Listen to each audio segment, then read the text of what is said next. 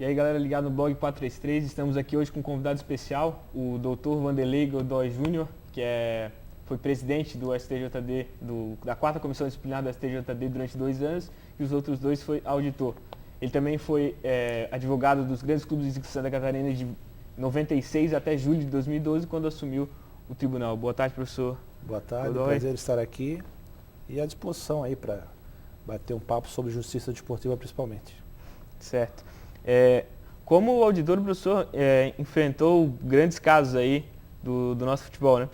Um deles foi a exclusão do Botafogo da Paraíba e do Icasa da Série B e C, respectivamente, né? Como que foi essa punição da exclusão? É assim, cada processo é um processo diferente. Não podemos dizer que os 2 casos eram processos iguais. O Icasa acionou a Justiça Comum e, por isso, ele foi, no nosso entender, da 4ª Comissão, punido com a exclusão e com a perda de pontos. No recurso ao Tribunal Pleno, o Icasa conseguiu reverter a situação. Ele demonstrou que não se beneficiou daquela medida judicial. Até porque há um entendimento pela Lei Pelé que o clube pode ir à Justiça Comum depois de esgotar todas as instâncias da Justiça Desportiva. E aí também vai entrar uma outra discussão. O que é a última instância da Justiça Desportiva? É o pleno do STJD ou é o TAS, CAIS, Corte Arbitral dos Esportes na Suíça? Então a nossa comissão entendeu que o CAIS e o TAS seria a última instância e por isso houve a penalidade do Icasa. Já o pleno entendeu que não, que a última instância é o pleno do STJD. Se ele for até ali, depois ele quiser entrar na Justiça Comum, não haveria problema. Então, no caso, o Icasa não foi punido por a Justiça Comum, né? Diferentemente, teve outro caso parecido em 99, que foi o Gama, que ele também foi a Justiça Comum, né? Isso, até o Internacional, né? Em 2005? E com a anulação das 11 partidas foi a Justiça Comum. Porque o artigo, ele não simplesmente diz só ir à Justiça Comum, também é se beneficiar de qualquer medida de até mesmo um terceiro, pode ser que não seja nem torcedor, mas se ele se beneficia de uma medida judicial em seu favor, e aí sim o clube é julgado pela Justiça Desportiva. Então, antes de esgotar todas as instâncias, ele não pode ir para a Justiça Comum, nem ele, nem seus torcedores ou qualquer terceiro. Esgotou a Justiça Desportiva, fez todos os trâmites, processo nas comissões, todos os recursos previstos na legislação desportiva. Última decisão do pleno, dali sim ele poderia ir para a Justiça Comum. Então, no caso, se o torcedor do Internacional em 2005 não tivesse retirado o processo, o Internacional sofreria os encargos, provavelmente não jogaria Libertadores. Não teria sido campeão do mundo, né? Exatamente, não jogaria Libertadores, e a Conmebol anunciou que se fosse mantida a ação daquele torcedor, ele não jogaria a Libertadores, porque era a primeira competição no começo do ano que estava prevista até antes do Campeonato Brasileiro, né? Outro caso bem importante que o senhor atuou foi que o senhor foi relator dos 2 processos, que era o caso do André Santos e o caso do Everton, que foi o caso da Portuguesa, que acabou rebaixando o time. Isso, Na época o senhor nem esperava que tivesse toda essa repercussão, né? Porque era o processo inicial ali, né? Exatamente, era a sexta-feira, né? A última rodada era no sábado e no domingo. Nós julgamos o Everton, e o Everton cometeu lá uma infração que, no nosso entender, merecia 2 partidas. Então ele foi apenado na sexta-feira 2 partidas. E o André Santos, ele foi na final da Copa do Brasil. Flamengo e Atlético Paranaense, aquela última partida no Maracanã, ele foi expulso, né? Não cumpriu a partida automática, porque foi a última partida da Copa do Brasil, a partida de volta da final. E ele pegou uma partida. Então não tem cumprimento do cartão vermelho quando ela é na última partida, mas vai para a Justiça Desportiva. Se o jogador for absolvido, se o André Santos fosse absolvido, ele então poderia jogar a partida subsequente do Campeonato Brasileiro. No caso, não. Ele foi punido em uma partida e deveria cumprir na partida seguinte, imediata, da competição organizada pela CBF, porque é a mesma organizadora da Copa do Brasil. Se fosse o Campeonato Carioca, não haveria problema nenhum, ele poderia jogar. Mas como era uma competição da CBF, logo na sequência da Copa do Brasil, não haveria problema nenhum. E ele foi punido na sexta-feira, o André Santos, então no domingo, após a adesão da Justiça Esportiva, ele não poderia jogar naquela última rodada do Campeonato Brasileiro. Então, tanto o André Santos como o Everton jogaram punidos, todos dois, pela Justiça Desportiva. Então, na verdade, a questão da condição de jogo deles era de cumprimento de decisão da Justiça Desportiva por não ter cumprido a suspensão definida naquela sexta-feira pela 4ª Comissão Disciplinar. Essa regra do cumprimento ali do jogo do Campeonato Brasileiro, um jogo do Campeonato Brasileiro de uma expulsão ocasionada ali na Copa do Brasil, ela era nova naquele ano ou sempre não, teve? Já foi tem uma confusão? RDI já bem antiga, eu acho que a RDI, se não me engano, é de 2004 da CBF. Cartão vermelho e cartão amarelo é da competição. Você cumpre ele naquela competição. Acabou a competição, não tem mais como você cumprir cartão vermelho e cartão amarelo. Certo? Até mesmo poderia ser, na última partida você toma o 3º amarelo, mas não tem como cumprir, acabou a competição, morre por ali. Então, se ele é expulso, morre o vermelho, ele não tem que cumprir, mas ele está pendente de uma decisão da Justiça Desportiva daquela infração que gerou o cartão vermelho. Então, se ele vem na Justiça Desportiva e é absolvido, ele está livre. Agora, se ele vem na Justiça Desportiva e é condenado, ele é obrigado a cumprir na primeira partida subsequente ao julgamento, mas desde que seja da mesma entidade. CBF Copa do Brasil, CBF Campeonato Brasileiro. O estadual ele poderia jogar sem problema nenhum. Teve algum problema no entendimento do advogado ali que não repassou a informação correta? Eu vi em uma entrevista há pouco tempo que o advogado da Portuguesa, ele defendeu 5 clubes no dia, né? É isso. Então, mais um jogador da Portuguesa também. Então pode ter acontecido mesmo um erro ali. O do Flamengo talvez não se justifique tanto. Não, né? Exatamente. O doutor Cestário, né, que a gente conhece ele muito bem, ele zeloso, confirma para todos que ligou para o departamento jurídico da Portuguesa, o departamento de futebol, logo após a sessão e deu o resultado da suspensão de 2 jogos. Né? Claro que se fosse um jogo, ele estaria livre porque ele já cumpriu automático. O problema foi das 2 partidas.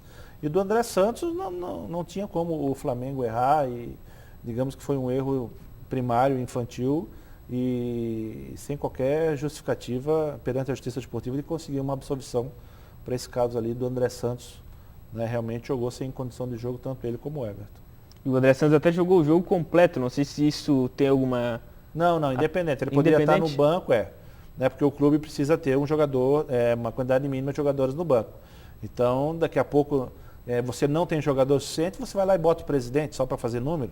Então, a pessoa que não tem condição de jogo, seja ele joga a partida ou não joga, ou entre 1 minuto, está escalado na relação do mínimo que o campeonato exige para banco de reserva, se é mais 5, né, se é mais 11, ele tem que ter todos os jogadores em condição legal de jogo, sem estar cumprindo suspensão, devidamente inscrito na CBF, na respectiva federação.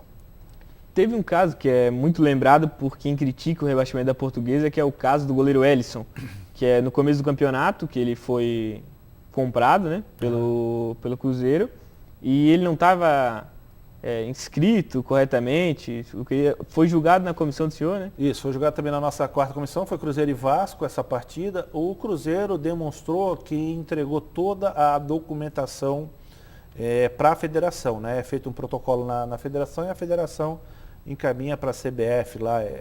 E ficou ali um tempo a questão do sistema, né? Hoje praticamente ele é tudo online, né? Então ficou nessa época ali, se a federação mandou, se ela não mandou. Ou seja, no entender da comissão, e foi mantida pelo pleno depois, o Cruzeiro cumpriu toda a sua obrigação. Fazer a inscrição do jogador, entregar toda a documentação, tudo certinho. Quem não fez a parte foi a Federação Mineira de Futebol. E a Federação Mineira acabou sendo multada e o Cruzeiro punido. O Corinthians também teve um caso semelhante, também foi absolvido.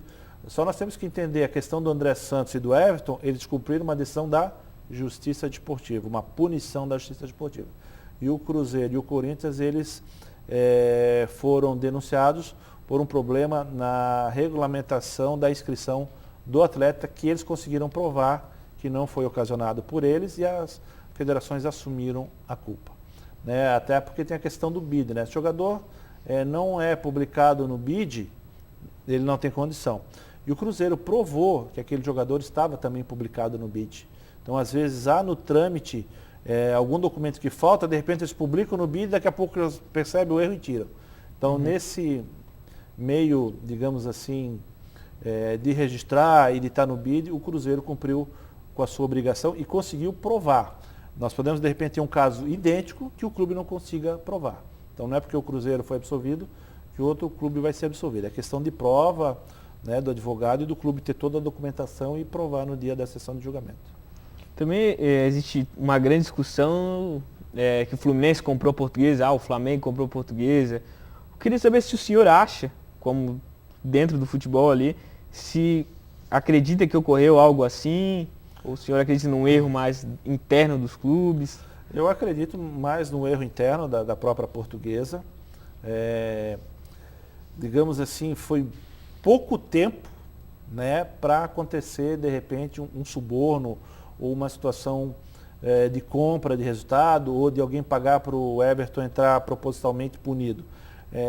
Nós jogamos na sexta, o Flamengo, se não me engano, ele jogou no sábado à noite, né? Uhum. Jogou no sábado à noite e o Portuguesa no domingo. E domingo. A Portuguesa jogou no domingo. Então, domingo de manhã que o Flamengo se tocou, que jogou o André Santos irregular no sábado à noite, né? Tudo isso estourou na segunda-feira. Então, eu não acredito que houve qualquer questão de, vamos até dizer, de mala preta, né? Uhum. Do Flamengo comprando a Portuguesa ou do Fluminense comprando a Portuguesa, porque foi um curto espaço de tempo. Até hoje, né, nem o próprio Ministério Público de São Paulo conseguiu provar nada e também todas as decisões que ocorreram no Poder Judiciário, todas elas fortaleceram a decisão do STJD de tirar o ponto da Portuguesa. Infelizmente, por coincidência do destino, o outro era o Fluminense. Mas poderia ter o Flamengo, né? Por sorte da Portuguesa por sorte do Flamengo, uhum, e do Fluminense aconteceu com a Portuguesa. Senão seria o Flamengo rebaixado e tenho certeza que o Flamengo seria rebaixado se o Everton não tivesse sem condição de jogo naquela... seria essa a pergunta que eu ia fazer, se o Flamengo, porque o senhor acha que foi justa a decisão? Foi justíssima, tanto na comissão disciplinar, 5-0, e no pleno, não sei se foi 8-1 ou 9-0. Havia alguns, né, que levantavam a tese do descumprimento de obrigação da Portuguesa. Nós temos outro artigo que a Portuguesa teria descumprido, mas todos os casos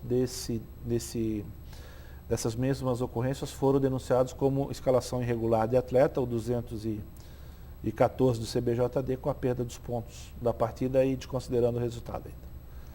O professor atuou em bastante também briga, né? Briga de torcedores, de clubes. O senhor era presidente da 4ª comissão na briga dos jogadores da torcida Atlético Paranaense com a torcida do Vasco, né? Não, foi final de 2013, né? Fui relator do processo. Relator do processo. E no começo de 2014, eu acho que o Santa Cruz foi Copa do Nordeste, se eu não me engano. Uhum. Todos os dois eu estava ainda como auditor e não como presidente, assumi a presidência logo depois da Copa do Mundo, em agosto de 2014. E infelizmente participei desses dois julgamentos, como também outros do Palmeiras, né? Jogou em Ribeirão Preto, também punimos o Palmeiras, já estava cumprindo uma decisão da Justiça Desportiva de Pedro Manticampo e aprontou de novo em Ribeirão Preto, como também da torcida do Corinthians e a do São Paulo. Né? Casos no Rio de Janeiro não é muito comum a gente ter grandes confusões, né? No Maracanã. O Vasco acabou tendo aqui em Joinville. Qual que é a responsabilidade dos clubes pela torcida? Isso que é bem debatido, eu acho, hoje. 100%. O clube é responsável por atos da sua torcida. Para sair desta culpa, dessa responsabilidade, ele tem que identificar, né, todos os torcedores que causaram tumulto. Então, numa briga como aconteceu na Arena em Joinville, não tem como, né? Eu também participei como advogado do Criciúma Esporte Clube naquela bomba que estourou lá em Criciúma. Eu defendi o Criciúma e o Dr. Tulo Cavalazzi, o Avaí. E conseguimos absolver, porque os 3 torcedores do Avaí que fizeram aquela bomba, eles foram identificados não no dia, mas no dia seguinte. Mas nós conseguimos provar que o Criciúma fez de tudo. Seguraram todos os ônibus, fizeram a qualificação de cada um da torcida do Avaí. Então, quando o clube demonstra que faz prevenção, né, até todos os preparativos antes do acontecimento, e faz a repreensão depois, identificando os torcedores, ou seus seguranças, ou a polícia detendo eles no momento e fazendo o boletim de ocorrência, o clube escapa da punição. Mas num conflito como o Atlético e Vasco, isso é impossível e acaba na punição do clube. Até explicando o caso do Criciúma, foi um jogo válido pelo Campeonato Catarinense, né, que a torcida do Avaí no estádio Criciúma, no Heriberto Wilson, atacou uma bomba caseira na torcida do Criciúma. É aquela zona de isolamento que a polícia faz, aquele cordão de isolamento. Tinha um torcedor de mais idade que acabou a polícia deixando ele ficar ali naquele momento. Ele era o único torcedor e ele resolveu pegar a bomba com a mão e aquela bomba estourou na mão dele e teve grandes sequelas. Existe alguma forma do clube se isentar, então, Isso. Identificando o torcedor, conduzindo naqueles estádios que tem juizado especial, né, no Campeonato Brasileiro geralmente tem, no Campeonato Catarinense também tem, levar o torcedor até o juizado especial, presente ao estádio. Se não tiver, né, terceira divisão, segunda aqui de Santa Catarina não tem, então tem que sair do estádio e ir na delegacia e fazer um boletim de ocorrência. Fazendo um boletim de ocorrência do dia do jogo, logo após o jogo, durante o horário do jogo, identificando o torcedor e ele sendo processado e julgado pelos dados especiais, geralmente, é motivo suficiente para o clube absolver. O importante é fazer o boletim de ocorrência e depois o clube mostrar que tem interesse na sequência e na punição do seu torcedor também. Mas realmente é um caso triste. Eu acho que a nossa legislação desportiva tem que mudar para acabar com essa questão de violência. Eu sou a favor ainda do clube, primeiro, perder ponto e na reincidência ele ser rebaixado para a divisão inferior, quando as torcidas comprovam que realmente foi a do clube e causou esse tumulto, como a gente viu, Atlético e Vasco, e o vaso sanitário, né, de 3 torcedores do Santa Cruz que jogaram e acabou, infelizmente, matando um torcedor lá em Recife. O clube também é responsável pela torcida fora? Tem um limite? Como que funciona? Para o Código Brasileiro de Justiça Desportiva, não.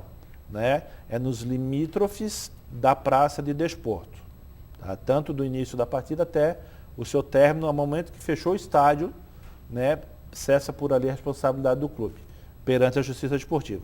Agora, fora do estádio até 5 km, ele está sujeito ao Estatuto do Torcedor. Aí é a situação que ele tem que interceder é o Ministério Público e a polícia em cada estado aí, na sua organização militar ou civil, né? Tem muita discussão agora, principalmente os clubes de São Paulo, sobre a torcida única, né? Queria saber a opinião do senhor. Não, eu sou contra, né? Eu tinha um auditor na minha comissão, Dr. Guilherme Santos Rodrigues, que foi presidente do TJD de Minas, e ele foi o que instituiu torcida única em Minas Gerais pela primeira vez. É uma solução, digamos, imediata para a questão de violência, mas sou totalmente contra, né? Tira-se o direito.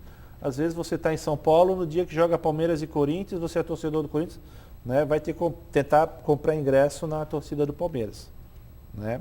Mas portão fechado eu sou a favor e torcida única eu sou contra. O senhor também, em alguns votos, o senhor manifestava uma crítica bem grande pelas multas. O senhor acha o valor baixo? Isso, nós já tivemos um valor maior, depois o CBJD sofreu uma reforma e hoje ela é limitada a R$100 mil. Né? Então o que adianta punir o Flamengo na perda do mando de campo e dar ao Flamengo R$100 mil, ou ao Corinthians? Ele leva a partida para Brasília, ele leva a torcida para Manaus, paga a multa, não há problema nenhum. Vamos dizer que muitas vezes é uma premiação. Muitas vezes essa partida já está até vendida antes. Né? Nós tivemos um episódio, se não me engano, ano passado, de que o Flamengo, o Vasco, o Corinthians também já perderam o mando de campo, mas a partida já estava vendida, eles indicaram o Brasília, a partida já seria lá do mesmo jeito e acabou pagando a punição num estádio que já estava negociado com a partida previamente. Agora mudando um pouquinho o foco, existe, falando de salário dos jogadores, existe alguma previsão, porque hoje cada vez mais os jogadores são pagos muito em direito de imagem, o tempo inteiro a gente vê direito de imagem. Existe um limite para o direito de imagem? Como que funciona ele dentro do salário? É um salário? Ano passado alterou a Lei Pelé e foi estipulado, se não me engano, um percentual de 40%. Então até 40% do valor da remuneração do empregado, do atleta, ela pode ser estipulada como direito de imagem. Antes dessa alteração, não tínhamos nada definido. E ficava a critério da Justiça do Trabalho. Na maior parte dos casos, a Justiça do Trabalho entendia que é verba de natureza salarial. O clube fazia um contrato, muitas vezes, com valor excessivo, vou chutar aqui 80 mil reais de direito de imagem e 80 mil de salário ou 100 mil de salário. Então, nota-se que era uma manipulação dos clubes para não pagar FGTS, não pagar 13º, férias e todas as verbas e recolher também a Previdência Social. E a Justiça do Trabalho acabava condenando o direito de imagem como salário. Ainda mais quando o clube, né, não utiliza o jogador. Então, para contratar um direito de imagem de um atleta profissional, você precisa fazer ações de marketing, né, usar ele em outdoor, usar ele na sua loja, marcar uma sessão de autógrafo, botar ele no site do clube, fazer realmente a imagem do atleta para você justificar. Então você faz essa justificativa com todos os atletas, você consegue provar que realmente o direito de imagem é para utilizar e sendo assim um contrato de natureza civil. Agora está mais claro a situação e até 40% da remuneração do atleta você pode pactuar um contrato de imagem. Mas entendo ainda que o clube deve provar a utilização da imagem, senão não tem sentido ter esse contrato de imagem. Uhum. Para encerrar aqui, teve uma recente agora discussão do Santos, aquela que pagou para o Damião 74 milhões, né? Porque o salário, o contrato rescindiu, foi automático por causa de 3 meses sem pagar, né? Uhum. Eu queria saber se existe uma forma de responsabilizar o dirigente no Brasil, se ouvi já ali alguma coisa que a gente pretende, né, até para melhorar mesmo, para evitar essas aventuras, né, dos dirigentes do futebol brasileiro. Na verdade, você tem hoje a possibilidade de acionar no judiciário qualquer prejuízo, né, que um dirigente possa causar ao clube, você pode entrar com uma ação. A própria diretoria, depois, o próprio conselho deliberativo, né, se houver alguma ação de um dirigente. Mas a nossa legislação precisa caminhar mais para isso.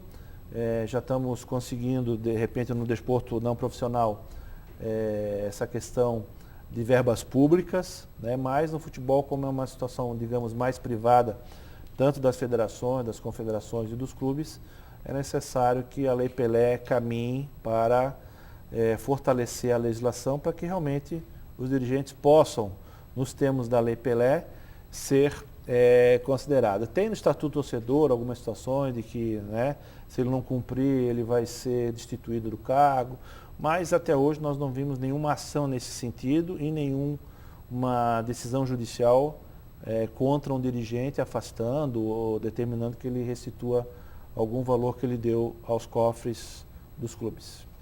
A gente queria agradecer aqui o professor por ter aceitado nosso convite, agradecer quem acompanhou aí no canal, a gente queria pedir para curtir a página e é isso aí. Sempre à disposição, a hora que tiver mais algum assunto interessante, fico à disposição, né, dada a facilidade de ter vivido no futebol até julho e agora vamos para o vôlei. O professor assumiu dia 8, né? Dia 8 de setembro, o pleno do STJD do vôlei no Rio de Janeiro também. E continua no da canoagem, né? E o da canoagem até ano que vem. Então é isso aí. Um abraço. Um abraço.